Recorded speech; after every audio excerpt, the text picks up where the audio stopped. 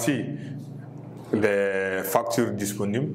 Nous allons essayer de les remplir en fonction des informations que nous avions à notre niveau. Donc ici, pour l'opération des 10, voici comment la facture de doigt va se présenter. En haut, nous avons le fournisseur, au milieu, doigt, et en dessous du milieu, le client.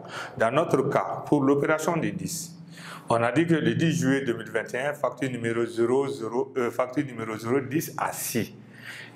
À 6 là, la préposition A est très importante. À ce niveau d'information, quand on vous parlera, vous aurez à rencontrer la préposition A, ça veut dire que c'est vous qui avez envoyé les marchandises à votre client. A devant le nom, cela signifie que c'est le client. À qualité de cela, ça veut dire que vous-même, vous êtes le fournisseur. Dans notre cas pratique ici, le fournisseur avec l'opération du 10, le fournisseur n'est autre chose que l'entité Sidibé et frères. Et si qui est là, si n'est autre chose que le client. Pour pouvoir remplir la facture numéro, la facture là ici, on va essayer de remplir en fonction des informations. Le fournisseur ici, on va noter Sidibé et frères. C'est noté Sidibé et frères. OK. Maintenant, qui doit à son client si. Le voilà ici. Ou bien on va utiliser une autre craie de couleur, hein, pour si c'est mieux. Donc je vais utiliser une craie, la craie orange là ici. Si. Je mets si. Très bien. Donc Sidibé étant le fournisseur et si est le client. La facture numéro, c'est la facture numéro 010. Je le mets là ici. 0 et 10. Qui a été établi à la date du 10 juillet 2021. Comme en toutes lettres là, donc il n'y a pas suffisamment d'espace, j'ai remplacé la lettre là par le nombre 07, ça veut dire c'était mois. OK? À ce niveau d'information, on continue avec l'opération du 10. On dit montant brut de marchandises ici, 5 millions. Je mets là en haut marchandises dont le montant brut est connu. Je mets ici 5 millions. Et maintenant la réduction commerciale qui lui a été accordée. Dans notre cas ici, nous avons une seule réduction commerciale qui est la remise dont le taux se chiffre à 5%. Donc ici, je prends ici, je mets remise, je marque le taux là-dessus si possible, remise 5%, je le mets là ici. Et comment on va déterminer ces 5%? Le 5% de la remise va être appliqué sur le montant de la marchandise, c'est-à-dire les 5 millions. Donc, en tant que comptable aussi, ou en prenant en comptabilité, nous devons être toujours munis d'une calculatrice et en plus de notre plan comptable. Okay? Donc, dans notre cas, pour mieux procéder au calcul, nous allons calculer le taux correspondant, le montant qui va correspondre au taux que nous allons appliquer au montant de la marchandise. Comme c'est 5 millions, je prends 5 millions. OK. 5 millions.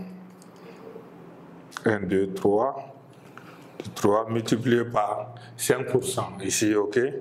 0,05 ou 5%. Ici, ça va me donner à peu près 250 000. Donc, je mets ici le montant, c'est-à-dire 5% de 5 millions, ça va me donner 250 000. Je le mets là ici, 250 000. OK. Maintenant, cette première réduction, dont le montant est de 150 000, on va le soustraire de 5 millions. OK. Donc, nous verrons ce que ça va nous donner. OK. OK. Donc, ici, 5 millions. OK, ça va nous donner 475, ici 4 750 000. OK. Quand nous essayons de voir ici, comme c'est une réduction, les réductions viennent en diminution du montant brut. C'est-à-dire ici, elles viennent avec les 6 moins. Cette fois-ci, 5 millions moins 2 millions de 250 000. La différence va nous donner 4 750 000. Ces 4 750 000 vont constituer cette fois-ci le net commercial de la vente. OK? Maintenant, juste après cela, on vient avec le port. une fois que le port est considéré comme port forfaitaire, c'est-à-dire le montant que le fournisseur a payé sur le transport des achats, donc c'est ce montant qui est considéré comme port forfaitaire. Dans notre cas pratique ici, pour l'opération du 10, le port forfaitaire se chiffre à peu près à, on regarde ensemble, à 60 000 francs hors taxe. Donc ici, je vais pointer là ici, devant le port forfaitaire, les 60 000. OK? Donc je mets là ici 60 000. OK? OK. Ces 60 000 vont être ajoutés aussi au montant 4 750 000 pour constituer le net commercial de la vente. OK? À ce niveau d'information, on va trouver 750 000 plus 60 000. Ça va nous donner 810 000. OK? Et ça va me donner 4 810 000. Je mets 4 810 000. OK? Vous-même, vous pouvez vérifier, hein, parce qu'en suivant, vous pouvez prendre votre calculatrice, commencer à faire la même réalité. Si les informations, les résultats concordent sur un même montant comme 4 810 000, il n'y a pas de problème. Maintenant, si le résultat ne concorde pas, là, on doit avoir une pointe d'interrogation. Soit le professeur a eu à commettre des erreurs au niveau du calcul, ou bien l'erreur doit être émanante de vous. Donc, dans ces cas-ci, vous revenez sur le calcul pour mieux encore reprendre afin de trouver le même montant. Donc, juste après le net commercial de la facture, qui est constitué cette fois-ci du net commercial de la vente plus le port forfaitaire, nous revenons avec la réduction financière, cette fois-ci qui constitue l'escompte. Dans notre énoncé, on regarde aussi si l'escompte a été donné. Dans notre réalité, pour l'opération du 10, nous avons vu que l'escompte qui avait été donné comme taux ici correspond à 4%. Donc je mets le taux là devant l'escompte, 4%, et je vais calculer aussi. Maintenant, le calcul de l'escompte va porter sur le net commercial de la facture. OK? Donc ici, on va appliquer les 4% sur les 4 810 000. OK? Donc 4 810 000 multiplié par 4%. Ça va me donner ici 1, 2, 3, 192 400. OK? Moi, j'ai trouvé 192 400. 192 400. OK? Donc, comme c'est une réduction, nous avons dit que les réductions viennent avec le 6 mois. Comme c'est une réduction, je vais le mettre en craie de couleur. OK? Donc, ici, la différence entre le net commercial de la facture et l'escompte, c'est ce qui va nous donner le net hors taxe qu'on va appeler NHT. OK? Ce net commercial encore, ce sera les 4 810 000 diminué de 192 400. OK?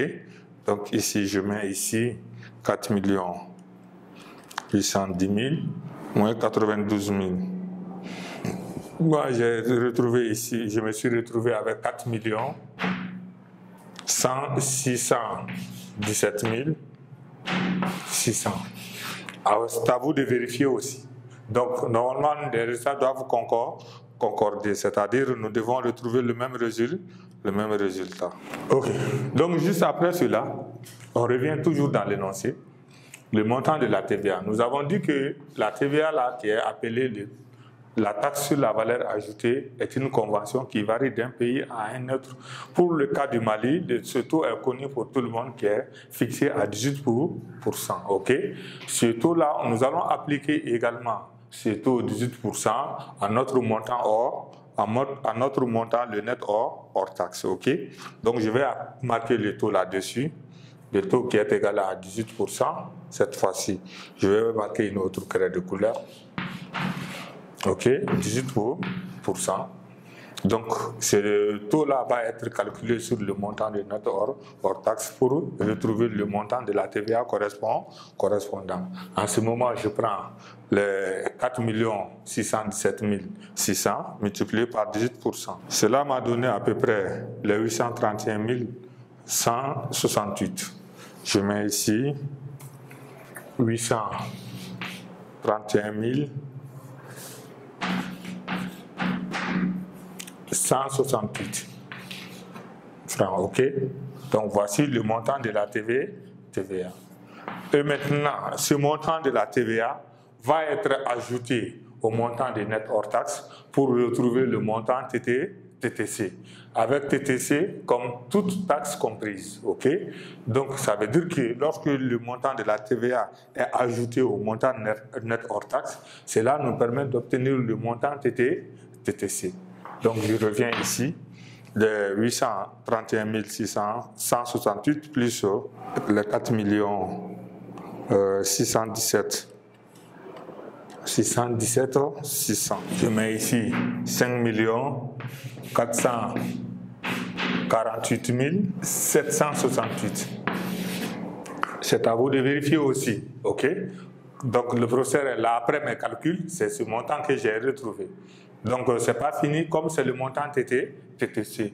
S'il n'y avait pas question d'avance et d'emballage, ce montant de TTC va correspondre au montant de net à payer. Mais dans notre cas de figure, nous avions ici, dans notre énoncé, des emballages avec nous et ensuite de l'avance qui avait été reçue par le fournisseur venant du client. OK? À ce niveau d'information, on commence par l'avance. Comme l'avance, là, son nom l'indique, c'est-à-dire c'est un montant que le client avait payé bien avant de faire la commande, ou bien le client avait ce montant-là chez le fournisseur bien avant de lancer la commande. Au moment de lancer la commande, ou au moment également du paiement du montant de marchandises qu'il va nouvellement obtenir auprès de son fournisseur, le montant dont il avait viendra en diminution du montant à payer, c'est-à-dire du net à payer. En ce moment, le montant TTC que nous avions, l'avance viendra avec un signe négatif pour diminuer ce nouveau montant.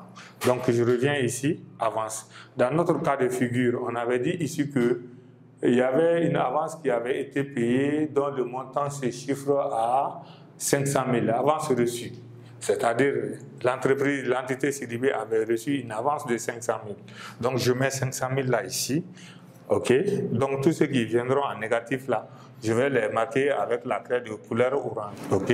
Donc, je mets là, ici, avec le signe moins. OK? C'est pas fini. On a parlé des emballages aussi. Dans notre cas de figure, on dit ici que les emballages correspondent, quoi encore là? Le montant correspondant aux emballages se chiffre à peu près à 20 000. OK? Donc, l'emballage vient avec un signe positif parce que ça va augmenter le montant. OK? Donc, ici, le montant TT, ça va augmenter le montant TTC. Donc, ici, plus emballage. Donc, maintenant, à ce niveau d'information, on va prendre le montant TTC moins l'avance plus emballage. C'est ce qui va nous permettre d'obtenir le net à payer qu'on va appeler le NAP. C'est le montant, le dernier montant que le client doit payer. Pour pouvoir retrouver ce montant-là ici, je prends les 5 448 768 plus moins l'avance, les 500 000, plus le montant des emballages, les 20 000. Ça m'a permis d'obtenir à peu près les 4 968 768 francs CFA. Donc, voici le montant que le client doit payer. Maintenant, pour pouvoir passer ces écritures dans le journal, nous aborderons ça à notre deuxième partie. Mais pour le moment, ça c'était la première facture que j'ai eu à constituer avec vous. Maintenant, l'objectif recherché, c'est qu'à l'aide de cette première facture qui est constituée, vous devez être en mesure aussi de reconstituer la seconde facture à l'image de la précédente facture. OK? Donc, ça c'est en sciences pratiques. OK? Donc, voici un peu. Et après cela, nous allons aborder par la suite les écritures nécessaires. Maintenant, pour la facture numéro 005, dont je vais porter un peu les indicatifs, vous devez être en mesure de remplir ça par vous-même, de faire ça par vous-même, OK? Donc, la correction sera l'objet d'une autre réalité, peut-être en sciences pleinaires ou bien encore en d'autres travaux. Mais ce qui est important, c'est de pouvoir passer la première écriture dans le journal, c'est-à-dire l'opération du 10. Ok, donc nous venons de présenter la facture. La seconde partie va nous amener à pouvoir passer les écritures chez les deux personnes, c'est-à-dire chez le fournisseur Sidibé et Frères, dans le journal du fournisseur Sidibé et Frères, ainsi que dans le journal du client Si. C'est ce qui est important ici, ok? Donc à l'image de cela aussi, vous serez en mesure de faire ça pour la facture numéro 00. La facture numéro 005 de la société Aminata Konaté. Mais remarque, pour la société Aminata Konaté, on a dit ici que la facture 2, ça veut dire que ici avec la préposition 2, l'entreprise Sidibé devient le client. Parce qu'elle en a reçu de son fournisseur qui est la société Aminata Konaté. Donc la position de Sidibé va changer au niveau de la seconde facture. Pour la première facture, si Sidibé était le fournisseur, au niveau de la seconde facture, Sidibé devient le client. C'est ça la remarque. Sinon, les autres écritures vont se présenter comme elles se sont présentées au niveau de la première facture. Ok? Voici un peu la remarque. Donc à ce niveau d'information, pour la seconde, je mets ici la société Aminata Konaté. Maintenant, le client là ici, c'est Sidibé Société Sidibé et Frères. Donc quand vous vous retrouvez avec ça, le reste là sera de calcul à faire.